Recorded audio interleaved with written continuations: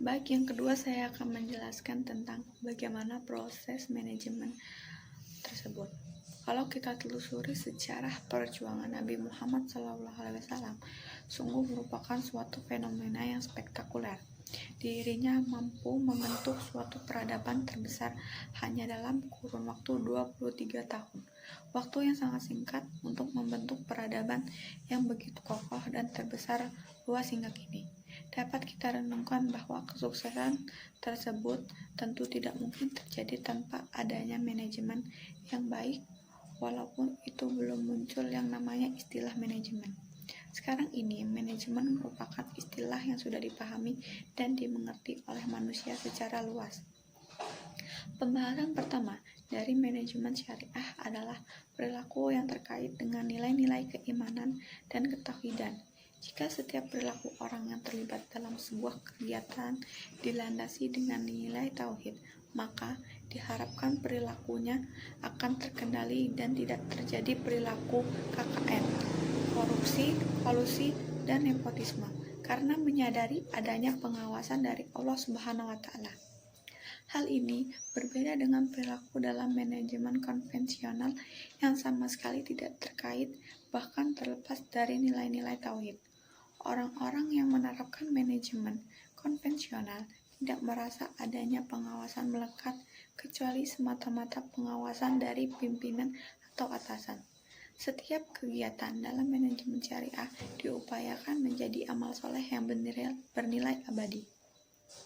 Manajemen menurut pandangan Islam merupakan manajemen yang adil. Batasan adil adalah pimpinan tidak menganiaya bawahan dan bawahan tidak merugikan pimpinan maupun perusahaan yang ditempati. Bentuk penganiayaan yang dimaksud adalah mengurangi atau tidak memberikan hak bawahan dan memaksa bawahan untuk bekerja melebihi ketentuan. Seyogianya, kesepakatan kerja dibuat untuk kepentingan bersama antara pimpinan dan bawahan. Jika seorang manajer mengharuskan bawahannya bekerja melampaui waktu kerja yang ditentukan, maka sebenarnya manajer itu telah menzalimi bawahannya, dan ini sangat bertentangan dengan ajaran agama Islam. Manajemen Islam harus didasari nilai-nilai dan etika Islam. Islam yang ditawarkan berlaku universal tanpa mengenal ras dan agama. Boleh saja berbisnis dengan label Islam dengan segala labelnya. Namun, bila nilai-nilai dan akhlak Islam dalam melakukan bisnis tersebut ditinggalkan, maka tidaklah lagi pantas dianggap sebagai Islam. Agama Islam sebagai agama yang sempurna telah memberikan ketentuan-ketentuan bagi umat manusia dalam melakukan aktivitasnya di dunia, termasuk dalam bidang perekonomian. Semua ketentuan diarahkan agar setiap individu dalam melakukan aktivitasnya dapat selaras dengan nilai-nilai yang terdapat dalam Al-Quran dan Al-Hadis, dengan berpegang pada aturan-aturan Islam, melainkan juga yang bersifat rohani yang didasarkan pada falah atau kesejahteraan. Muhammad Hidayat, seorang konsultan bisnis syariah, menekankan pentingnya unsur kejujuran dan kepercayaan dalam manajemen Islam. Nabi Muhammad SAW adalah seorang yang sangat terpercaya dalam menjalankan manajemen bisnisnya. Manajemen yang dicontohkan Nabi Muhammad SAW adalah menempatkan manusia bukan sebagai faktor produksi yang semata ada peras tenaganya untuk mengejar target produksi. Nabi Muhammad SAW mengelola atau manage dan mempertahankan kerjasama dengan sifatnya dalam waktu yang lama dan bukan hanya hubungan sesaat. Salah satu kebiasaan Nabi adalah memberikan reward atas kreativitas dan prestasi yang ditunjukkan sifatnya. Menurut Hidayat, manajemen Islam pun tidak mengenal perbedaan perlakuan diskriminasi berdasarkan suku, agama, ataupun ras. Nabi Muhammad SAW bahkan pernah bertransaksi bisnis dengan kaum Yahudi. Ia menunjukkan bahwa Islam menganjurkan pluralitas dalam bisnis maupun manajemen. Menurut Abu Sin, untuk dapat dikategorikan manajemen Islam ada 4 hal yang harus dipenuhi. Pertama, manajemen Islam harus didasari nilai-nilai dan akhlak Islami. Etika yang ditawarkan Salafi dan Salam berlaku universal tanpa mengenal ras dan agama. Boleh saja berbisnis dengan label Islam dengan segala atributnya. Namun, bila nilai-nilai dan akhlak berbisnis ditinggalkan, cepat atau lambat bisnisnya akan hancur. Kedua, kompensasi ekonomis dan penekanan terpenuhinya kebutuhan dasar pekerja cukuplah menjadi suatu kezaliman bila perusahaan memanipulasi semangat jihad seorang pekerja dengan menahan haknya, kemudian menghiburnya dengan mengiming-iming pahala yang besar. Urusan pahala, Allah yang mengatur. Urusan kompensasi ekonomis, kewajiban perusahaan membayarnya. Ketiga, faktor kemanusiaan dan spiritual sama pentingnya dengan kompensasi ekonomis. Pekerja diperlakukan dengan hormat dan diikutsertakan dalam pengambilan keputusan. Tingkat partisipasi pekerja tergantung pada intelektual dan kematangan psikologinya. Bila hak-hak ekonomisnya tidak ditahan, pekerja dengan semangat jihad akan mau dan mampu melaksanakan tugasnya jauh melebihi kewajiban. Keempat, sistem dan struktur organisasi sama pentingnya kedekatan atasan dan bawahan dalam ukhuwah Islamiyah. Tidak berarti menghilangkan otoritas formal dan ketaatan pada atasan selama tidak bersangkutan dosa. Sebenarnya, sejak awal Islam telah mendorong umatnya untuk mengorganisasi setiap pekerjaan dengan baik. Jadi, dalam ajaran Islam, manajemen telah diterapkan sejak zaman Rasulullah. Bahkan sejak masa nabi-nabi terdahulu, pembagian tugas-tugas telah mulai dibentuk. Walaupun Rasulullah SAW sendiri tidak menyatakan bahwa hal ini adalah sebuah proses manajemen, namun aspek-aspek manajemen telah dilakukan. Misalnya, mengapa Umar bin Khattab tidak pernah dijadikan panglima perang? Karena ternyata memang beliau diarahkan menjadi seorang negarawan. Analisis mengenai pengalaman Muslim di Mekah menunjukkan bahwa kepemimpinan dan praktek manajemen Islam sudah dalam tahap formatif, seperti rencana dan strategi yang dicontohkan oleh Rasulullah SAW untuk mengatur dan menjamin kelangsungan hidup dan perjuangan di bawah tekanan kaum kafir Quraisy.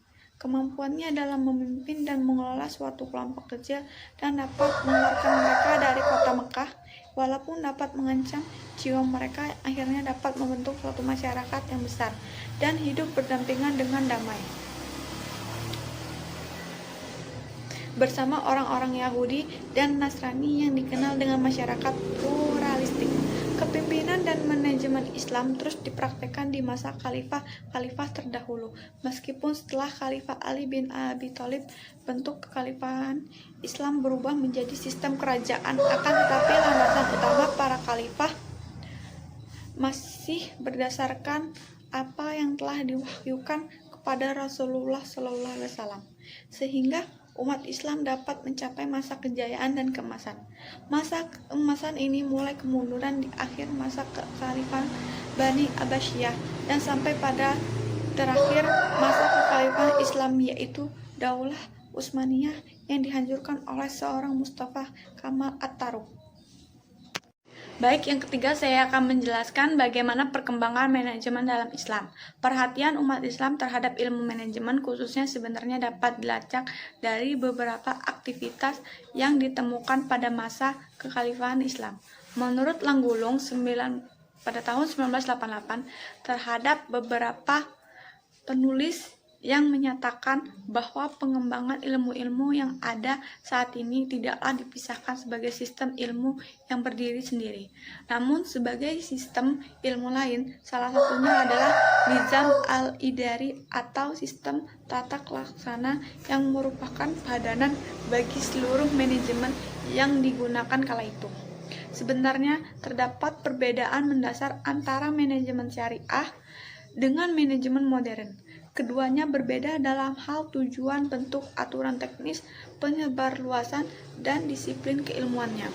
Di samping itu, pengembangan pemikiran modern oleh negara barat telah berlangsung sangat dinamis. Di satu sisi, masyarakat muslim belum optimal dalam mengembangkan kristalisasi pemikiran manajemen syariah dari penggalan sejarah yang otentik, baik dari segi teori maupun praktik. Padahal Rasulullah telah bersabda bahwa telah kau tinggalkan atas kalian semua satu perkara, jika kalian berpegang teguh atasnya, maka kalian tidak akan tersesat selamanya setelahku, yaitu kitab Allah, Al-Quran, dan sunnahku, hadisku.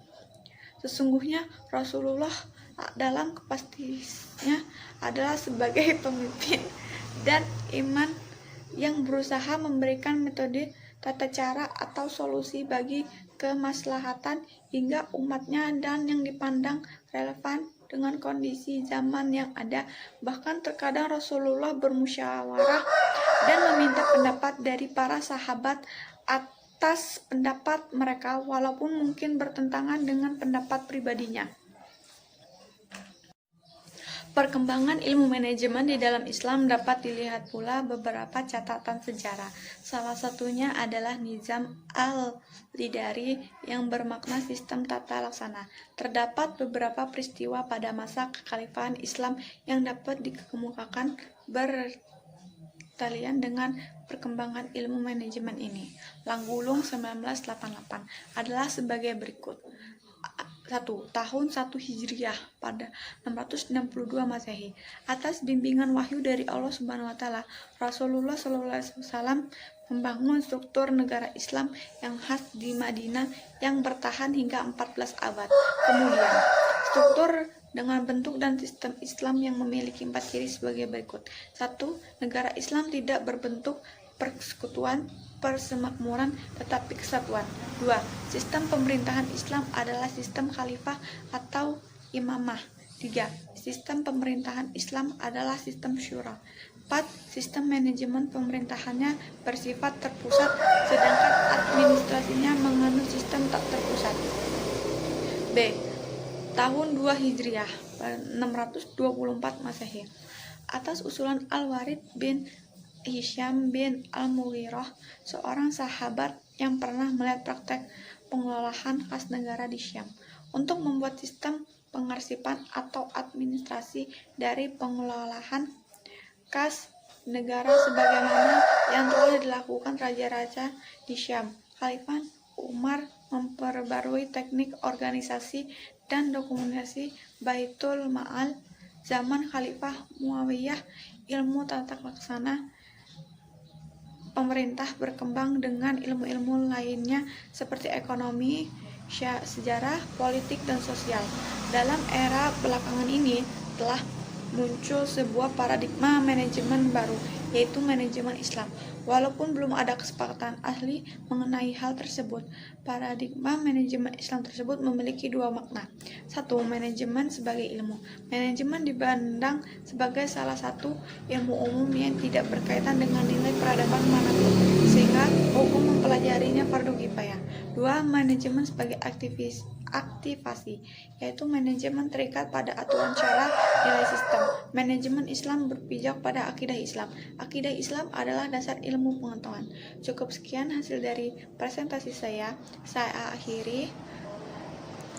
Wabillahi taufiq walhidayah. Wassalamualaikum warahmatullahi wabarakatuh. Terima kasih.